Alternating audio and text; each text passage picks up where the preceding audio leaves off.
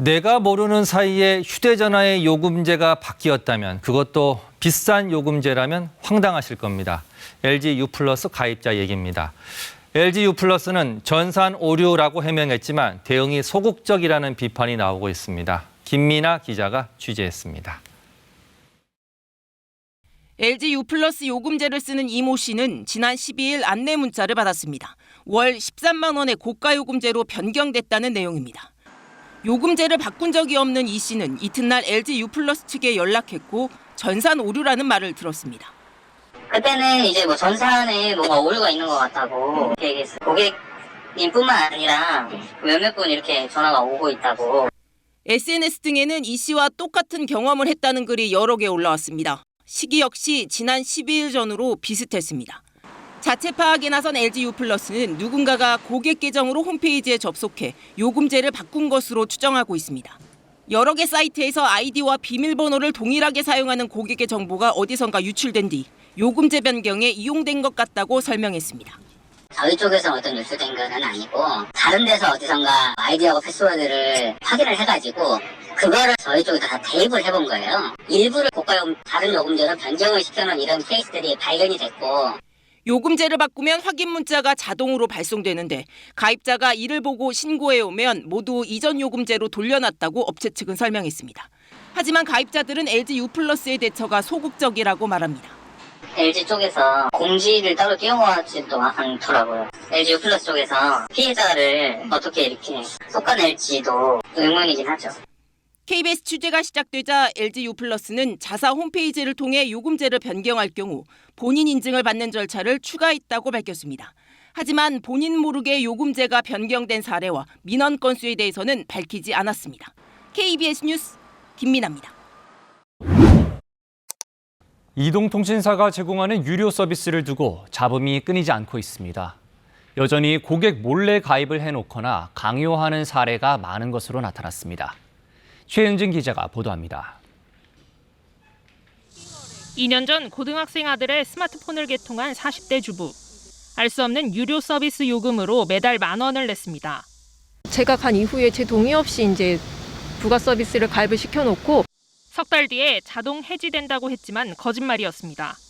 몇 달 후에 보니까 해지가 되지도 않았고 그 돌려주겠다던 부분이 입금이 되지도 않은 상태여서 이동통신 3사 유료 서비스 가입자 절반 이상은 피해를 경험했다고 소비자원 설문조사에서 응답했습니다. 만족도는 100점 만점에 53.4점에 그쳤습니다. 통신사별로는 SK텔레콤 가입을 강요했다. KT는 요금 등 중요 정보를 설명하지 않았다. LG U+의 경우 신청하지 않은 서비스에 가입했다는 답이 가장 많았습니다. 문제는 이동통신사의 가입 신청서입니다. 월 납부 요금을 합계로만 표시해 유료 서비스 금액을 따로 알 수 없거나 판매자에게 따로 안내를 받도록 돼 있습니다. 가입 절차에서 부가 서비스의 종류, 요금 등 중요 사항에 대해 소비자에게 충분히 설명했는지 확인하기 어려워 개선이 필요했습니다. 가입할 때 사전 정보 제공에 인색했고 해지 방법은 까다로웠습니다. 이동통신사 두 곳은 계약 당일 온라인으로는 해지할 수 없었고 영업시간 내 전화 상담만 가능했습니다. 소비자원은 반납한 스마트폰을 보상하는 제도에서도 이동통신 3사가 차감되는 수리 비용 등을 명확히 알리지 않았다고 지적했습니다. KBS 뉴스 최은진입니다. 경제하는 사람들의 마음을 읽어보는 코너 호모 이코노미쿠스입니다. 더위 좀 식히려고 이 물냉면 한 그릇 주문하려고 보니 양이 작은 맛보기 냉면과 양이 많은 곱빼기 이 두 가지밖에 없다면 글쎄요, 뭘 고르시겠습니까? 이렇게 중간이 없는 상황. 지금의 휴대전화 통신요금 체계도 마찬가지인데요. 정부가 소비자 입맛에 맞게 이 체계를 바꾸겠다고 합니다. 김덕진 미래사회 IT연구소장과 알아보겠습니다.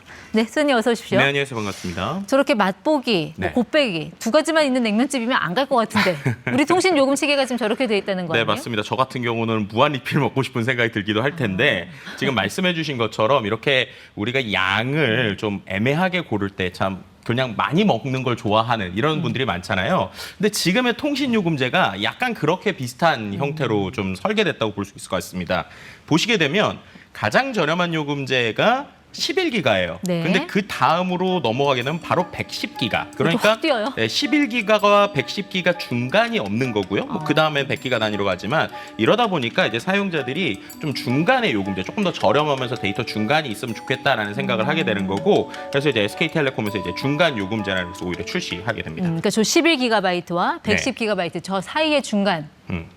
이건 이제 산수의 영역인데요. 네네. 저거 합쳐서 둘로 나누면 한 네. 50에서 60기가바이트. 그쵸. 그 구간대 요금이 나온다는 거예요. 네, 그래서 이제 한 50기가 정도로 예상을 하고 있었는데 기본적으로 지금 나오게 된다는 요금제를 좀 보게 되면요. 네. 데이터가 24기가 정도의 데이터가 나온다는 거예요. 아, 지금 5가지 종을 일단 내놓는데 네, 새롭게 5가지 요금제를 출시하는데 그 중에서 우리가 이른바 이제 중간 요금제라고 불릴 수 있는 것들이 저 파란색이라고 보시면 될 것 같은데 아까 보셨던 것처럼 11기가와 110기가 사이인데 한 24기가 정도의 데이터가 나온다라는 겁니다. 그럼 중간이 아니잖아요. 24기가바이트는. 네, 그래서 이제 이게 왜 이렇게 나오는가에 대해서 SK텔레콤 측에서 얘기하는 건 이제 기본적으로 데이터를 사용할 때 이른바 헤비 유저라고 하죠. 정말 하루 종일 데이터를 쓰시는 것 같은 1% 상위 1%를 제외하면 예. 가입자의 월 평균 이용량이 한 24기가보다 좀 적다. 그렇기 때문에 평균적인 사람들이 쓰기에 24기가 정도면 적당하다라고 지금 얘기하고 있는 게 SK의 주장이라고 볼 수 있을 것 같습니다. 아니 헤비 유저를 왜 계산해서 제외합니까? 그게 오히려 데이터 제공량 적게 하려는 일종의 꼼수 아니에요? 네, 뭐 이런 부분에 대한 지금 뭐 말씀해 주신 여러 가지 논의들이 있는데 그렇다면은 이게 정말 중간이냐라는 부분에 있어서 좀 통계를 하나 더 가져와야 될 것 같아요. 네. 예를 들면 과학기술정보통신부가 올해 6월 기준으로 낸 5G 가입자 1인당 데이터 사용량을 보게 되면 말씀하신 것처럼 모두를 다 합하게 되면 24기가가 아니라 26.16기가가 나오게 됩니다. 그러니까 전체로 보면 앞서서 이제 이 통신사에서 얘기하는 24기가보다 조금 더 많은 그러네요. 양이죠. 네. 그리고 아까 이제 우리가 무한 요금제 쓰는 분들 말씀드렸는데 무한이라 정말 맛보기처럼 가볍게 쓰시는 분들, 그러니까 일반 요금제 쓰시는 분들만 모아서 보면 또 평균이 13.68기가입니다. 그렇게 되니까 이게 차라리 나올 거면 한 13기가 쓰시는 분 한 15기가 정도 비슷하게 나오거나 혹은 이제 뭐 26기가 한 30기가 정도 쓰는 게 좋지 않나라고 볼 수 그러니까요. 있는데 네. 이것도 저것도 아닌 약간 좀 애매한 데이터 양이다라고도 볼 수 있는 것이죠. 데이터 양만 보면 이게 네. 중간 요금제라기보다는 좀 어중간한 요금제 같은데 네. 일단 그러면 요금 면에서 요금은 그러면 중간 정도가 나옵니까? 일단은 이제 요금 대비 데이터를 좀 비교를 해볼게요. 지금 기존에 있는 요금제를 좀 보게 되면 요금제가 여러 가지가 있는데 그 중에서 비슷한 요금제를 좀 가져왔습니다. 네. 79,000원짜리가 데이터가 250기가를 줘요. 그리고 10,000원이 할인된 69,000원짜리 요금제가 110기가입니다. 네. 그러니까 데이터가 한 절반, 정확하게 한 44% 정도를 제공하거든요. 그럼 그 계산대로 저기도 10,000원이 깎이는 거잖아요. 10,000원이 깎이는 거니까 44% 정도의 데이터를 주면은 약 48기가 정도가 나와야 되거든요. 근데 48기가도 아니고 24기가잖아요. 근데 가격은 10,000원이니까 이거는 가격은 또 이렇게 여기에서 보면 이게 중간이라고 하기도 애매하고 데이터량도 또 기존하고 좀 다른 약간 좀 가격 면에서 볼 때도 이게 중간이라고 할 수 있는지 애매한 뭐 이런 상황으로 볼 수 있을 것 같습니다. 또 사람마다 이 데이터 사용량이 다 다르고 그렇죠. 사람마다 다른 게 아니라 또 상황에 따라서도 다르고 네. 그런 다양한 수요를 이 중간 요금제가 충족을 시킬 수 있을까요? 네, 그러니까 아까 말씀드린 것처럼 일반 요금제 쓰시는 분들은 오히려 13기가대 그리고 전체적으로 봐도 26기가 또 무제한 쓰시는 분들 41기가인데 이렇게 봤을 때 지금 요금제로는 이게 과연 모든 사람을 만족시킬지 의문인 부분이고요. 그래서 오히려 조금 더 이러한 그 구간이 나눠져야 되는 거 아니냐 아니면 쓰는 만큼 내야 되는 좀 다양한 요금제 나와야 되는 거 아니냐 이런 목소리들이 좀 나오고 있는 상황입니다. 그러니까 통신사들이 그렇게 좀 요금 처리를 더 잘게 쪼개주면 안 되나요? 왜 그거 안 해요? 그러니까 이 부분에 있어서 우리가 한 두 가지 정도를 생각해 봐야 되는데 앞서서 제가 산수의 영역에서 무제한 요금제 쓰시는 분들의 평균 데이터가 41기가였잖아요. 그렇죠? 네. 근데 앞서서 제가 계산한 방식대로 치면 10,000원이 깎였을 때 한 44기가 정도의 요금이 나오면 기존하고 방식이 똑같단 말이에요. 그럼 44기가짜리가 나온다고 하면 무제한 요금제 쓰시는 분들이 41기가니까 그럼 그런 분들은 무제한 요금제 안 쓰시고 이 저렴한 가격대로 갈아타실 수 있는 확률이 있는 것이죠. 이런 부분에서의 좀 통신사의 계산의 어떤 이슈가 아닌가라고 하나를 볼 수 있을 것 같고요. 네. 두 번째로는 이 요금제의 구조가 과거의 놀이동산 생각해 보시면 좀 비슷한 것 같아요. 과거의 놀이동산 생각해 보시면 우리가 자유이용권이 있지만 서너 개 타는 뭐 빅3 요금제, 빅5 뭐 이런 것들이 있었잖아요. 네. 근데 빅5 요금제랑 자유이용권이 거의 가격 차이가 막 그렇게 비싸게 차이가 안 난단 말이에요. 그렇게 되니까 한 5개 타시는 분이나 자유이용권 타시는 분이나 비슷하게 해서 결국에는 어떤 무제한을 좀 이용하게 되는 혹은 거기에 어떻게 보면 입장료가 포함되게 되는 구조인데 이런 형태의 어떤 요금제와 비슷하다라고도 표현해 볼 수 있을 것 같습니다. 통신사 입장에서는 고가 요금제를 이탈할까 봐 뭔가 네. 수익성을 악화해서 이렇게 잘게 쪼개는 요금 체계는 안 하고 있다라는 설명이신 것 같아요. 네, 이제 기존 요금제와의 비교가 분명히 있는 부분이 있겠죠. 네, 어쨌든 이번에 뭐 새로 나오는 이 중간 요금제라는 네. 거, 그래도 뭐 갈아타서 이득이 될 만한 그런 사람도 있지 않을까요? 어떤 분들이 이거 갈아타면 좋습니까? 네, 지금 보면은 이제 11기가 기존에 쓰시던 게 한 5만 5천 원 정도고 거기에서 조금 더 이제 아까 우리가 25기가 얘기하는 부분이 이제 가격이 5만 9천 원이잖아요. 네. 그렇게 되니까 약간 계산하기 좀 애매한데 예를 들면 자기가 한 11기가보다 좀 많이 쓰시고 그리고 한 24기가보다는 조금 쓰시는 그러니까 약간 이런 중간층에 계시는 분들이 굳이 계산을 하자면 쓰시거나 아니면 아예 저렴한 8기가 요금제를 쓰시는 뭐 이런 부분들이 좀 있을 것 같습니다. 갈아탈지 말지 일단 이거 판단하려면 내가 얼만큼 데이터를 쓰고 있는지 네. 그것부터 확인을 해야 될 것 같은데 그거 어디서 확인하면 되죠? 그렇죠. 이제 그래서 내가 데이터 얼마큼 쓰시는지 궁금하신 분들은 일단은 이동통신사의 어플리케이션들이 있거든요. 그 앱을 설치하시든지 아니면 홈페이지에서 뭐 마이페이지 같은 곳에서 알려주기도 하고요. 혹은 이제 그런 게 어렵다라고 하면 고객센터에 전화해 보시거나 이통사 대리점에 가서 물어보시면 될 것 같습니다. 근데 휴대전화 쓰시는 분들 대부분 그 약정 기간에 걸려 있잖아요. 그렇죠. 이런 분들 요금제 바꿔도 문제 없습니까? 그러니까 이 부분 좀 잘 보셔야 되는데요. 특정 요금제를 쓰는 조건으로 약정이 걸려 있으신 분들은 만약에 요금제를 낮추게 되면 거기에 위약금이 생기는 경우가 있거든요. 그래서 그 부분들 잘 확인해 보시라는 말씀 드리고 싶습니다. 그 인터넷이라든지 TV 이렇게 결합 상품으로 해서 할인받고 있는 분들 혹시 네. 요금제 바꿨다가 이거 할인 혜택 사라지는 거 아니에요? 앞서서 이제 설명드렸던 것 중에 언택트 플랜이라고 이제 본인이 인터넷으로 가입하는 게 있는데요. 이거 같은 경우에는 말씀하신 결합 할인이 안 되기 때문에 이런 부분 역시도 좀 대리점이나 상담이 좀 필요한 부분이라고 볼 수 있을 것 같습니다. 일단 SKT가 먼저 출시를 했으니 다른 경쟁사들도 좀 움직이지 않을까요? 어떻습니까? 네, 맞습니다. 이제 실제로 뭐 KT나 LG U+ 같은 경우에도 이제 중간요금제 출시를 곧 할 것으로 보이게 되는데요. 국내 통신사의 특징상 거의 첫 번째 나온 요금제를 거의 따라하는 경우들이 많거든요. 그래서 큰 변화폭보다는 거의 비슷한 상황일 것 같고요. 향후에 좀 개선이나 논의들은 계속 진행될 것으로 보입니다. 자연스럽게 좀 시장의 경쟁이 이루어져서 고객들이 그 혜택을 오롯이 받을 수 있으면 좋겠네요. 네. 네, 지금까지 김덕준 소장과 함께했습니다. 고맙습니다. 네, 감사합니다. 휴대전화 가입할 때 통화나 문자를 무제한으로 사용해도 추가 요금을 물지 않는 이른바 무제한 요금제 많이들 가입하시죠. 하지만 일정 시간 넘게 통화하면 요금을 내야 되는데 그 사실을 잘 알리지 않는 경우가 많습니다. 게다가 요금 부과 기준이 저가 요금제에는 다르게 적용돼 이용자 차별이라는 지적도 나오고 있습니다. 김민아 기자가 취재했습니다. 대학생 최모 씨는 월 4만 원대 휴대전화 요금제에 가입했습니다. 최근 통화량이 늘었지만 가입 당시 통화 무제한이라는 설명을 들었기 때문에 걱정하지 않았습니다. 그런데 지난달 청구서에 월정액보다 15배 많은 62만 원이 찍혔습니다. 그런 데랑 통화를 한 거 아니냐 해가지고 그런 적이 없다고 해서 확인이 됐어도 이렇게 청구서가 나온 거라서 납부를 하셔야 된다고. 최 씨가 가입한 통신사의 요금제 설명에는 음성통화 무제한으로 돼 있습니다. 하지만 요금제 상세 내용을 살펴보니 하루 또는 매달 통화 시간 등이 일정 기준을 초과하면 요금이 부과된다고 설명하고 있습니다. 요금 부과 조건, 즉 상한제에 대한 설명은 쉽게 찾아보기 어려운 데다 글자 크기마저 작습니다.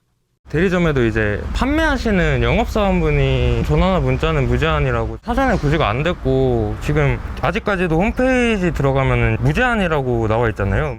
취재 결과 통신 3사가 통화 무제한이라며 내놓은 요금제 모두 실제 통화량의 상한선이 있었습니다. 일부 통신사는 상한선을 저가 요금제는 6,000분, 고가 요금제는 10,000분으로 차등을 두면서 저가 요금제를 불리하게 설계했습니다. 통신사들은 불법이나 상업적 이용을 막기 위해서였다고 설명하지만 저가 요금제에 불리한 기준을 적용하는 건 이용자 차별로 볼 수 있다는 지적입니다. 일관된 사용량이 있는 건데 그거를 단순히 요금제로 이렇게 제한하고자 하는 거는 고가 요금제를 적용하기 위해 가지고 한 뭐 편법의 꼼수죠. 취재가 시작되자 일부 통신사는 가입자가 요금제를 명확히 알 수 있도록 홈페이지의 요금제 표기를 개선했습니다. 또 저가 요금제의 차등 적용 중인 통화량 기준을 완화하는 방안을 검토하겠다고 밝혔습니다. KBS 뉴스 김민아입니다. 생활 뉴스입니다. 스마트폰의 5G 요금제는 데이터 사용량에 따라 요금제 차이가 큽니다. 그런데 그동안은 중간 요금제가 없어 상당수 이용자가 사용량보다 비싼 요금을 내야 했었는데요. 어제 정부와 이동통신 3사가 중간 요금제 도입에 의견을 모으며 출시를 공식화했습니다. 하지만 요금제 도입에 앞서 개통 과정에 구조적인 문제부터 해결해야 한다는 지적이 나오고 있습니다. 김민아 기자가 취재했습니다. 휴대전화 판매점입니다. 고가 요금제로 개통하면 공시지원금에 더해 단말기 가격을 더 할인해 준다며 비싼 요금제 가입을 권유합니다. 갭이 생기는 거를 요금을 좀 지원을 해드리기도 하지만 기계값에서 한 10만 원 정도를 빼드리기도. 판매점들이 고가 요금제 가입을 권유하는 이유는 뭘까? KBS가 입수한 통신사 대리점의 내부 자료입니다.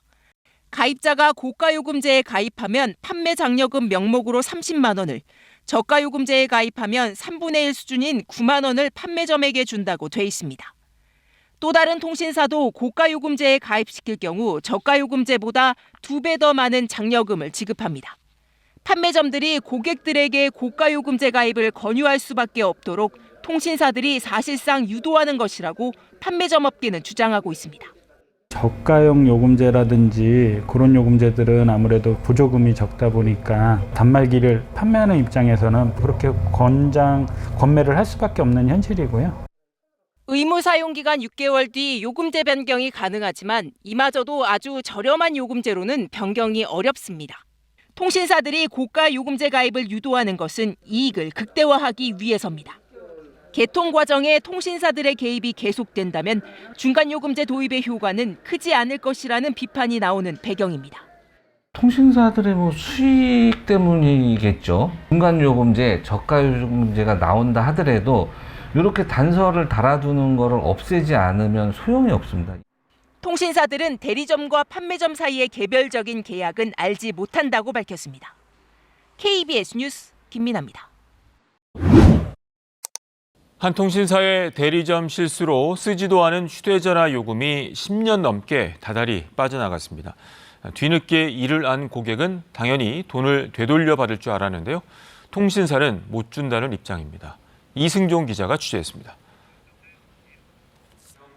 조모 씨는 지난 3월 말 통신사에서 이상한 내용의 연락을 받았습니다. 이용하지도 않는 구형 2세대 이동통신 서비스가 곧 끝난다는 내용이었습니다. 알고 보니 15년 전에 한 대리점에서 신규 번호를 개통하면서 기존 번호를 해지해달라고 했는데 해지하지 않은 겁니다. 기존에 쓰던 폰을 해지를 하고 그다음에 그 대리점에서 해지를 해주는지 알고 저희는 폰을 바꿨거든요. 2006년부터 최근까지 무려 175개월 동안 꼬박꼬박 요금이 빠져나갔습니다. 모두 250만 원 정도입니다. 통신사 측에 연락해 환불을 요청했지만 해지 신청이 들어온 적이 없어 못 준다고 합니다. 대리점에서 누락을 했으면은 대리점에서 거기에 대한 그 손해배상을 다 지불을 해줘야 되는 게 맞아요. 근데 지금 대리점이 폐점이 됐단 말이에요. 번호가 해지되지 않은 게 조 씨 책임이 아닌데도 이렇게 말합니다. 저희도 이 번호를 다른 분한테 인대를 해줬다고 하면 저희가 그 번호에 대한 수익이 발생되지 않겠습니까? 적어도 이렇게 16년 동안 이렇게 요금이 청구가 된다면 한 번쯤은 제 명의로 된 번호로 연락을 해줄 수 있는 거 아닌가요? 조 씨는 결국 방송통신위원회에 전액 환불을 요구하는 민원을 내기로 했습니다. 소비자가 혹시 장기간 사용하지 않았을 때는 이런 부분들을 좀 모니터링을 통해서 제도적으로 좀 막을 수 있는 부분들이 좀 필요할 것으로 보여집니다. LG U+는 취재가 시작된 뒤 고객과 원만한 합의를 위해 노력하겠다고 밝혔습니다. 지난해 방통위에 접수된 통신사 분쟁 조정 신청은 모두 570여 건. 이 중 개통이나 해지 과정에서 생긴 분쟁이 3분의 1이나 됩니다. KBS 뉴스 이승종입니다.